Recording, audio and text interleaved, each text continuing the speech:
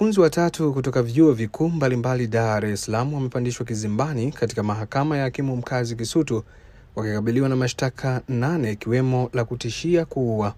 Washtakiwa wao ni mwanafunzi wa chuo kikuu cha Dar es Salaam Mary Matogoro mwenye umri wa miaka 22, mwanafunzi wa chuo kikuu cha Ardhi Raina Mkwawili mwenye umri wa miaka 22, mwanafunzi wa chuo cha uhasibu Asha Juma mwenye umri wa miaka 22. Kwa pamoja washtakiwa wote hao walifikishwa mahakamani hapo leo na kusomewa mashtaka yao mbele ya hakimu mkazi mkuu Gwantwa Mwankuga na wakili wa serikali Tumaini Mafuru wakati kesi hiyo ilipofikishwa mahakamani hapo kwa mara ya kwanza. Kwa mujibu wa hati ya mashtaka, shtaka la kwanza linawahusisha wote watatu ambapo wanadaiwa kula njama ya kutenda kosa kinyume na sheria. Ilidaiwa kuwa Machi 16 mwaka 2025 katika eneo la Sinza wilayani Ubungo, mkoa wa Dar es Salaam, walikula njama kuchapisha taarifa za uongo.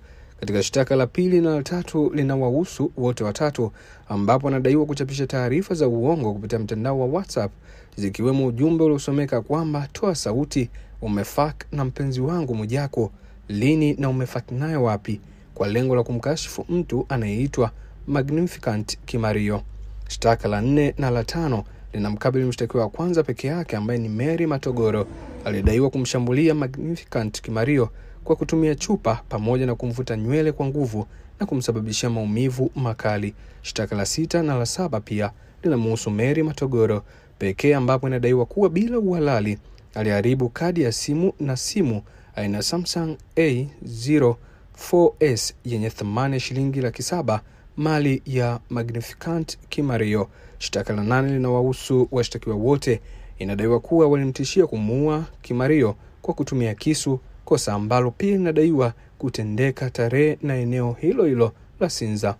Washtakiwa wote walikana mashtaka hayo. Hakimu Mwankuga aliwatajia masharti ya dhamana ambayo ni kuwa na wadhamini wawili wenye vitambulisho vya NIDA pamoja na barua ya utambulisho kutoka serikali za mitaa.